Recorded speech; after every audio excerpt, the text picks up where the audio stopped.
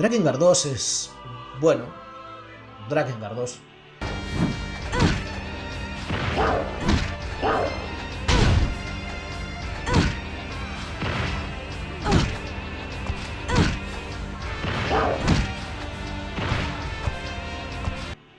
El motivo por el que la historia de Drakengard se divide en múltiples rutas y finales que cambian por completo el último tercio del juego es que a Taro le habían prometido que el juego no iba a tener ninguna secuela, así que cuando la compañía empujó por hacer Drakengard 2, Taro, que ya había batallado lo suficiente para sacar adelante su visión, se desentendió y acabó relegado a editor de las cinemáticas.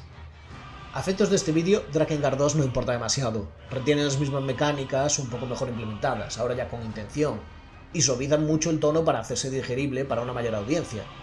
El problema es que toda la personalidad del primer Drakengard radicaba en su tono oscuro, y esta secuela parecía obsesionada por imitar juegos contemporáneos mucho más amables. Las mejoras técnicas son sustanciales. Tienes más control sobre la cámara, mejor respuesta de movimientos, distintos ataques especiales de tu dragón, la interfaz es algo más intuitiva y menos agresiva.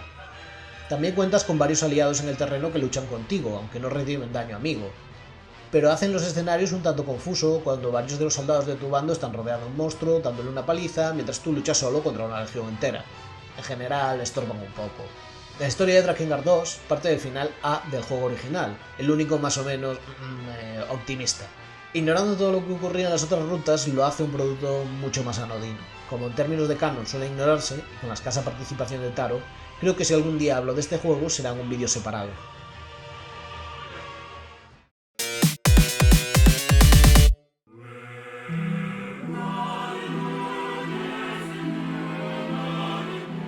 War.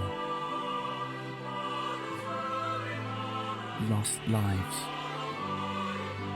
The fire that tears lovers apart. The flames of war are ablaze once again.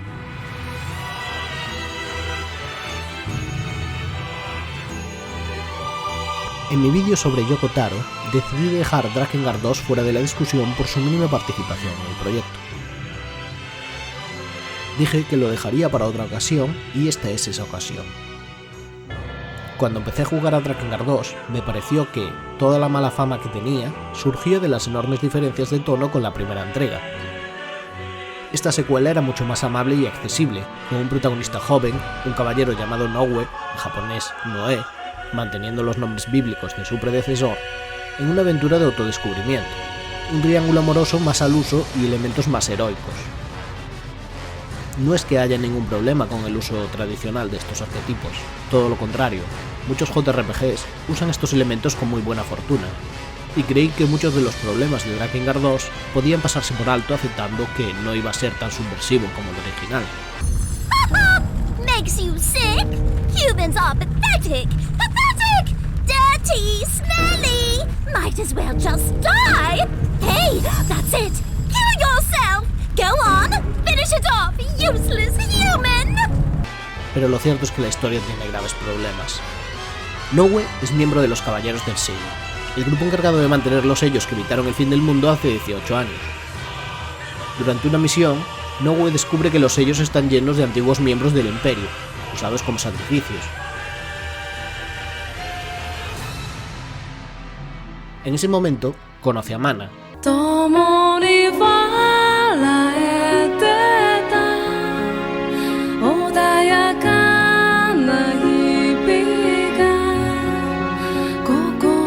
la antagonista del primer juego.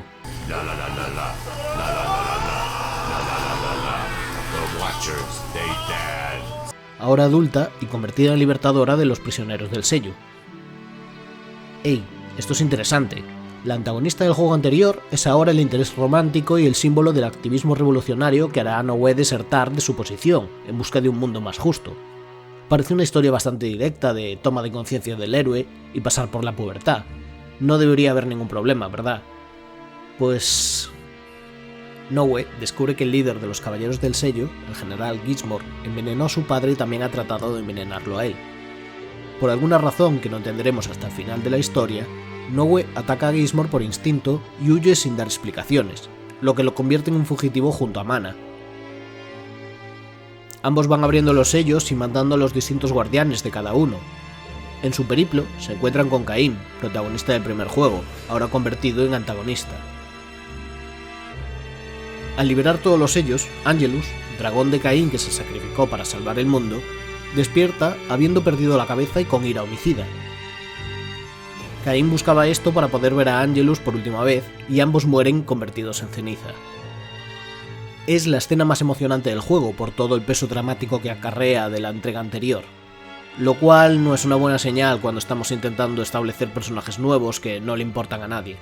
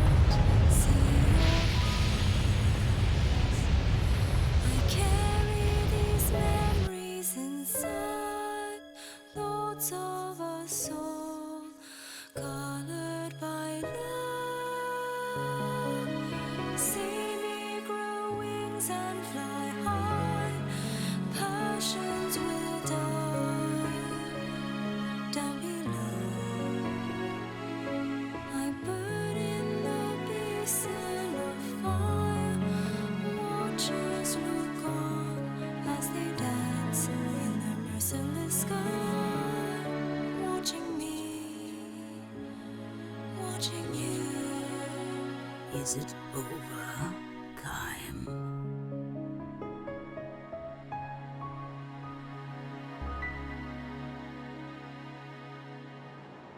Liberados todos los sellos, el fin del mundo se desencadena. Algo que deberían haber previsto. Mana ya lo sabía del anterior juego. What have you done? I broke the seal. Now she's useless. 10 years later. Wait, Mana. Listen to me. Mana, don't do it. It's not too late. As long as we have the final key. Mana, you've reenacted your own crime. No, stop it. Please. I didn't know.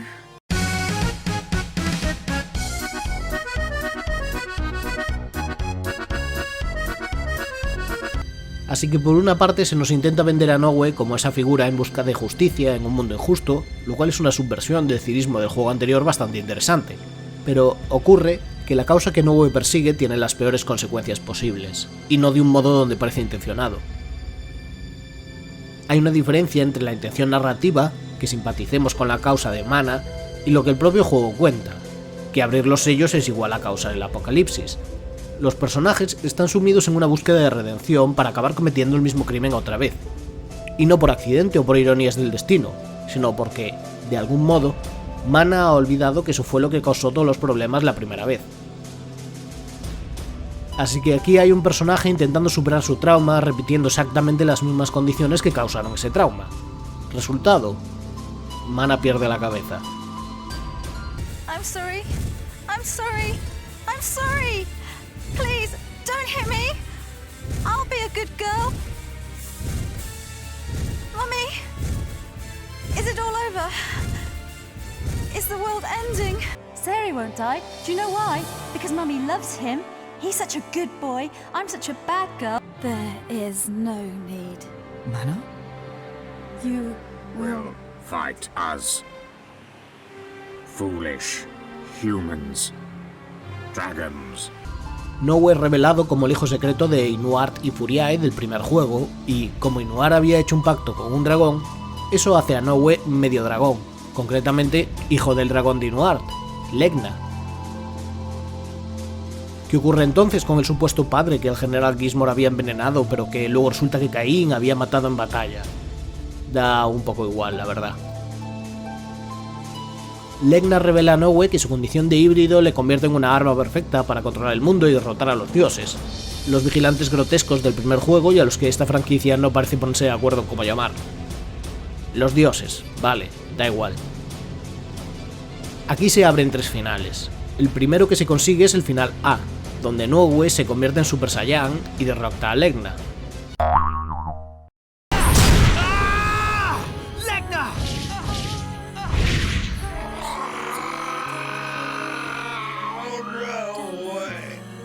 Su amiga de la infancia, Eris, se convierte en diosa, y Noe y Mana son pareja. Al final B se accede una vez que se ha completado todo el juego en modo difícil. Mana vuelve a ser poseída por los dioses y Nowe tiene que matarla. El resultado es que Nowe accede a ayudar a Legna a matar a los dioses, y el juego termina antes de que esta batalla tenga lugar.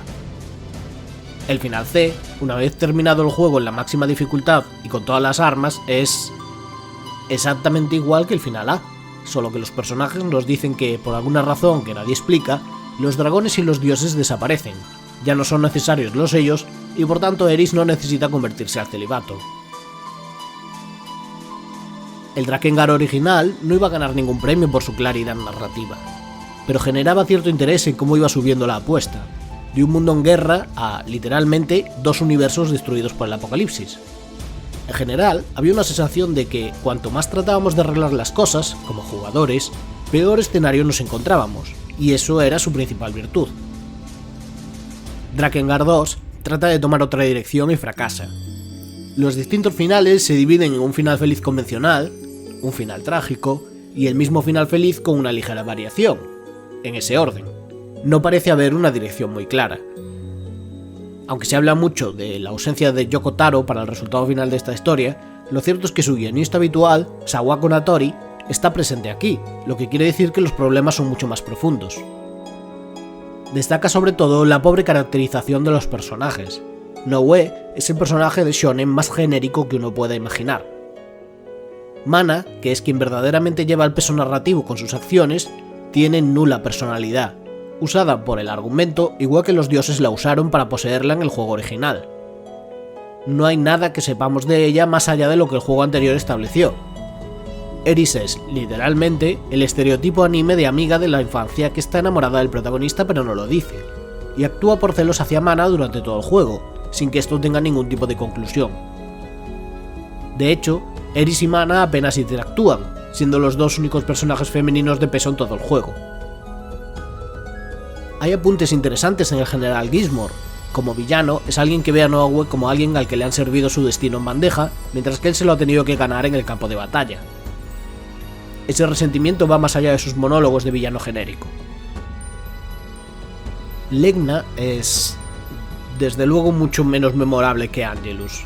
Mantiene el aire condescendiente de aquella, pero se dedica a explicar todos los detalles para justificar lo que va a ocurrir inmediatamente después y a repetir "my boy" cada 2x3. My boy, my boy, my boy, my boy, my boy, my boy, my boy, my boy, my boy, my boy.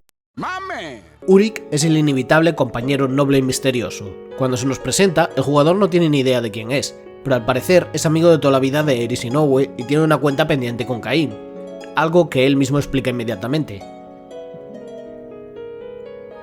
El hecho de que lleve una máscara misteriosa y se lo quite inmediatamente para revelar a un personaje anodino es una metáfora perfecta de cómo funcionan todos los arcos narrativos de este juego.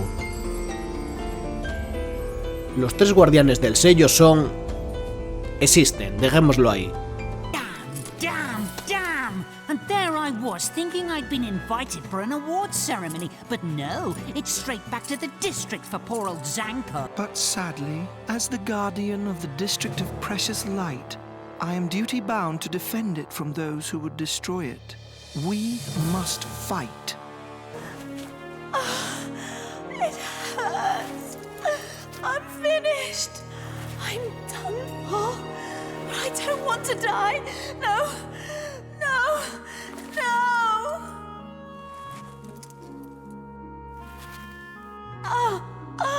It never used to be like this. I used to be so happy.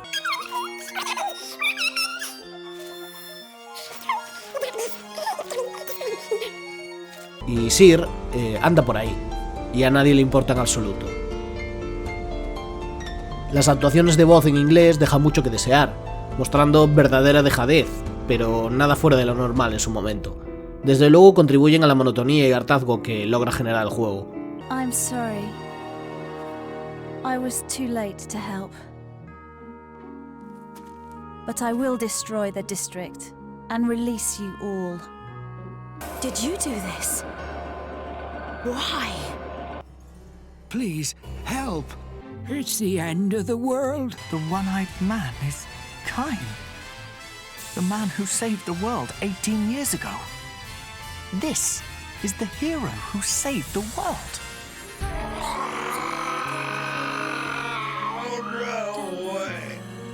Pero hablemos de Drakengard 2 por méritos propios. ¿Qué ofrece como juego al margen de una historia algo fallida? Como no me interesa mucho hablar de juegos en clave negativa, he optado por contar toda la historia previamente para desembarazarme de los aspectos menos buenos del juego, pero no dedicaría un vídeo a una obra como esta si no tuviera elementos que destacar. Para empezar, y como ya había comentado en su momento, Drakengard 2 mejora mucho su manejo respecto al primer juego. Casi podría decirse que cumple con todo lo que el juego original se había propuesto en términos mecánicos, con un mayor énfasis en las batallas en tierra, ahora con la posibilidad de saltar, ataques más poderosos y un uso más inteligente de los compañeros de batalla, donde cambiar de personaje es casi obligatorio para enfrentarse a enemigos particulares. No es bueno contra soldados haciendo uso de sus espadas. Eris es mejor contra la caballería y los esqueletos usando su lanza. Mana usa su bastón y su magia contra hechiceros y fantasmas. Y Urik es el único efectivo contra ogros y minotauros, haciendo uso de hachas y guadañas. Por desgracia, los 4 personajes no están juntos en todo el juego, al menos hasta que lo completamos por primera vez y desbloqueamos el New Game Plus, pero es una mejora en una buena dirección. El control de Legna en las misiones aéreas es diferente. Los ataques mágicos no son tan destructivos y requieren puntería. Los ataques a tierra son más variados y se centran en secciones o enemigos específicos en el mapa. La cámara permite una mejor visión y mayor control durante estos ataques. Hay menos de estas misiones, y diría que son menos variadas, quizás porque no había tanto interés en la idea original de un simulador de vuelo con dragones. Lo peor al respecto son algunas fases donde el vuelo está restringido a pasillos estrechos, lo que se traslada a una sensación de frustración y torpeza, en especial en el último tramo del juego, donde algunas secciones parecen alargadas innecesariamente para que los personajes tengan tiempo de explicar la historia. Las fases opcionales que el juego original utilizaba para ofrecer más contexto en la trama y desarrollar los personajes, aquí son literalmente opcionales, bastante genéricas y no hay demasiadas. Básicamente útiles para subir de nivel cuando nos vemos superados por algún jefe en el juego y poco más. El juego agradece un ambiente menos opresivo, en especial en el apartado sonoro.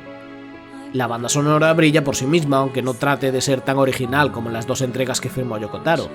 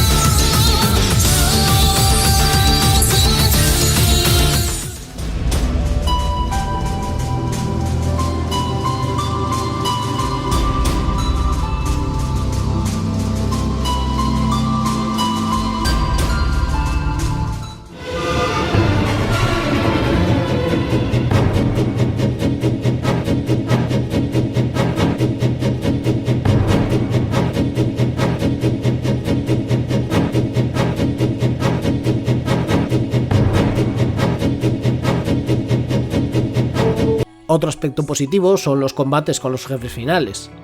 Algunos son bastante genéricos, otros como este combate con gnomos que acaban transformándose en un gigante de piedra son muy frustrantes, y tuve que repetirlo varias veces. Pero las peleas entre espadachines son sorprendentemente buenas. El primer combate con Grisnor y la pelea con Caín casi compensan todos los aspectos malos del juego. Piden cierta concentración sabiendo cuándo esquivar, cuándo detener un golpe y cuándo contraatacar, así como gestionar nuestro nivel de vida y de magia. Son los verdaderos diamantes en bruto dentro de Drakengard 2. Así que la conclusión es que Drakengard 2 puede que no sea un gran juego, ni mucho menos memorable, pero eso no significa que no tenga algunos buenos momentos. Es un curioso ejemplo de cómo las mejoras mecánicas pueden acabar ignoradas cuando la historia no consigue enganchar al jugador, y una forma de ilustrar cómo algunos aciertos aislados se encuentran enterrados en juegos que parecen ejecutados con demasiada inercia. Es cuestión de prestar la debida atención y juzgar las obras de manera independiente, para encontrar que, a veces, hay algo que redimir donde no parecía que hubiese nada.